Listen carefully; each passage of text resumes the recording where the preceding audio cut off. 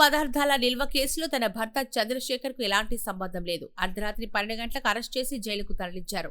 మా కుటుంబానికి CM Revanth Reddy, TPCC president Mahesh Kumar Goud అండగా ఉన్నారు. శ్రీవారి వెంచర్ ను విభూస్ వెంచర్స్ వారికి అప్పజెప్పాం. మా భర్త పేరిట ఒక్క గుంట భూమి కూడా లేదు. రాజకీయ ఎదుగుదలను ఓర్వలేకనే అక్రమ కేసులు. మాజీ మున్సిపల్ చైర్మన్ గడ్డం ఇందుప్రియ చంద్రశేఖర్ రెడ్డి.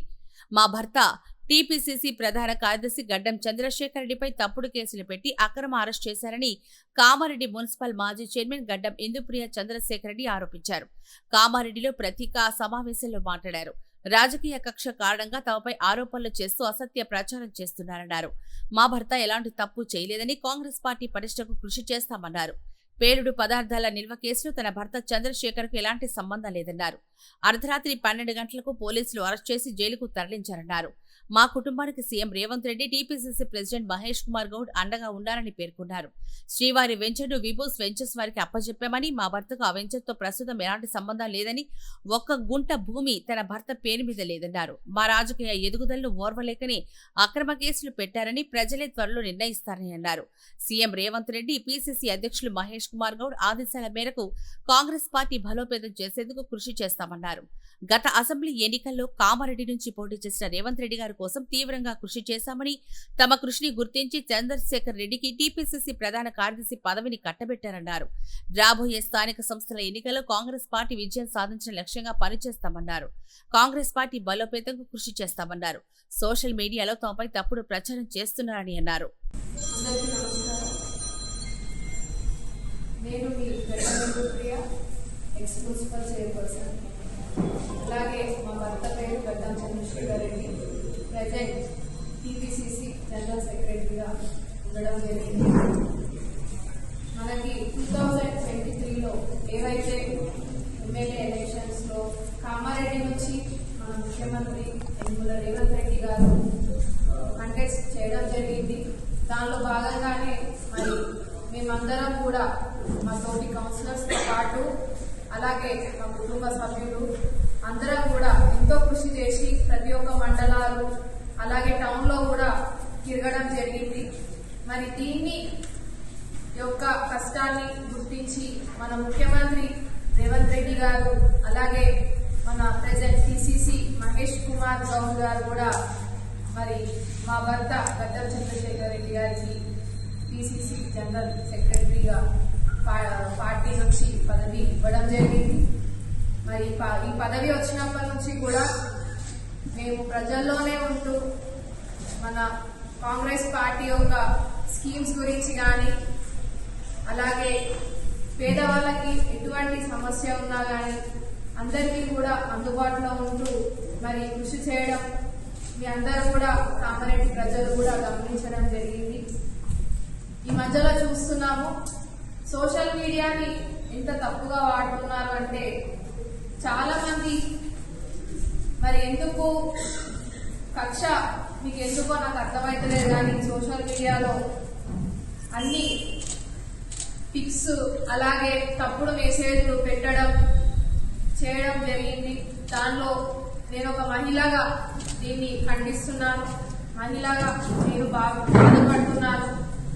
ఇలాంటివి ఒక సోషల్ మీడియా తప్పుగా వాడుతున్న వాళ్ళని మన ప్రభుత్వం ముఖ్యమంత్రి రేవంత్ రెడ్డి గారు అలాగే పిసిసి మహేష్ కుమార్ గౌడ్ అన్న గారు పెద్దలందరూ కూడా దీని మెసేజ్ కూడా తీసుకోవడం వాళ్ళ దృష్టికి తీసుకెళ్లి మరి ఈ యొక్క సోషల్ మీడియాలో ఎవరైతే తప్పుగా ప్రచారం చేస్తున్నారో వాళ్ళందరి యొక్క డీటెయిల్స్ నా దగ్గర ఉన్నాయి.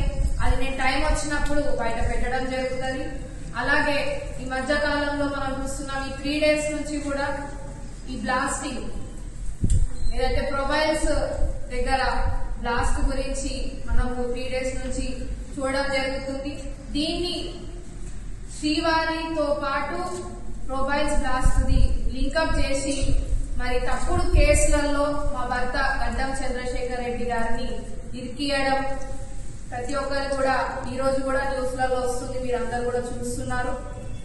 మరి మా భర్త గడ్డం చంద్రశేఖర్ రెడ్డి గారికి ఈ యొక్క వెంచర్ల ఒక గుంట జగ కూడా అతని పేరు పైన లేదు, అతని ఇన్వాల్వ్మెంట్ లేదు. మరి మీరందరూ కూడా ఎవరైతే కక్షలతో మరి మా హస్బెండ్ గడ్డం చంద్రశేఖర్ రెడ్డి గారిని ఇరికించినారో మీరందరూ కూడా మరి గమనించాలా, కామారెడ్డి ప్రజలందరూ కూడా.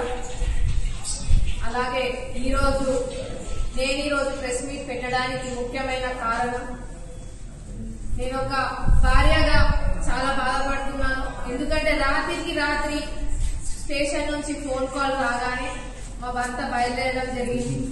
2 hours అవుతున్నా కానీ కాల్ లిఫ్ట్ చేయకపోవడంతో మరి నేను చాలా టెన్షన్ గా ఫీల్ అయ్యి కాల్ చేసినా కానీ లిఫ్ట్ చేయకపోవడంతో కొంచెం సేపటికి అంటే సుమారు నాకు 11 o'clock కాల్ రావడం జరిగింది. మీ భర్తని అరెస్ట్ చేశారు, అరెస్ట్ చేసి తీసుకెళ్తున్నారు అని చెప్పడంతో మా తోటి కౌన్సిలర్స్ తో పాటు మేమందరం కూడా బయలుదేరి మరి ఎటువంటి ఇన్ఫర్మేషన్ లేకుండా అరెస్ట్ చేసినందుకు చాలా బాధగా అనిపిస్తుంది. మరి యొక్క రాజకీయ కక్షలన్నీ కూడా మీరందరూ ప్రజలు గమనించాలి. ఇవన్నీ ఎందుకు చేస్తున్నారో నాకైతే అర్థమైతలేదు. అలాగే ఈ వెంచర్ గురించి చెప్పాలంటే నార్మల్ గా అన్నా ఇప్పుడు ఇల్లు కట్టుకోవాలంటే కూడా ఒక రాయి తొలగించాలన్నా గానీ మనము ప్లాస్ట్ గానీ ఇలాంటివి పెట్టి రిమూవ్ చేయడం జరుగుతుంది. ఒక్కొక్క దగ్గర ఒక్కొక్క లొకేషన్ లో మనం దేవునిపల్లి గానీ, మొబైల్స్ గానీ, అలాగే విద్యానగర్ ఎక్కడ ఇల్లు కడితే అక్కడ తీస్తారు. కామన్ గా కూడా స్టోన్స్ ని రిమూవ్ చేస్తారు. మరి అన్నింటినీ ఎంక్వైరీ చేయండి. మరి ఒక్క శ్రీవారి దానిపైన ఎందుకు ఫోకస్ చేస్తున్నారు అనేది నాకు అర్థమైతలేదు. అది కూడా ఇంకొక విషయం ఏంటంటే 2023లో ఏదైతే శ్రీవారి వెంచర్ ఉందో మేము విభూస్ ఈకో టౌన్షిప్ వాళ్ళకి హ్యాండ్ ఓవర్ చేయడం జరిగింది. అప్పటి నుంచి కూడా ఆ వెంచర్ యొక్క దానిలో మేము ఇన్వాల్వ్ అవ్వట్లేము, దాని దగ్గరికి కూడా మేము పోవట్లేము. మరి ఇలాంటి తప్పుడు కేసులలో నా భర్తని గడ్డం చంద్రశేఖర్ రెడ్డి గారిని ఇరికించడం ఇది చాలా తప్పు అని చెప్పి నేను తెలియజేస్తున్నాను. దీనికి మన ముఖ్యమంత్రి రేవంత్ రెడ్డి గారు అలాగే మహేష్ కుమార్ గౌడ్ గారి యొక్క ఆశీస్సులు మాకు ఎప్పుడు ఉంటాయి. మేము ఇలాగే పార్టీ గురించి కష్టపడతాం.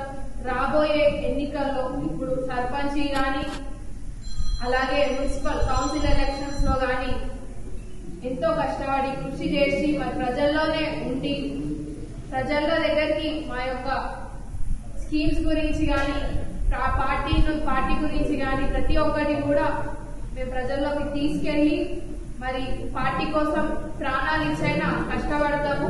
చంద్రశేఖర్ రెడ్డి గారు అయినా మా భర్త అయినా గాని అలాగే నేనైనా గాని మా తోటి కౌన్సిలర్ ఇక్కడ ఉన్న వాళ్ళందరం కూడా మరి సందర్భంగా తెలియజేస్తూ ఈ ప్రజలందరికీ కూడా మేము ఎప్పుడు అందుబాటులో ఉంటాము.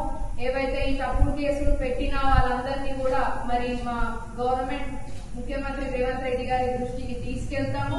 మన పోలీస్ డిపార్ట్మెంట్ వాళ్ళు దీనికి సరైన న్యాయం చేస్తారనే నమ్మకం నాకు ఉంది అని చెప్పి ఈ సందర్భంగా తెలియజేస్తూ మరి ఇలాంటి తప్పుడు ప్రచారాలు కానీ సోషల్ మీడియాలో తప్పుడు వాడకాలు కానీ తప్పుడు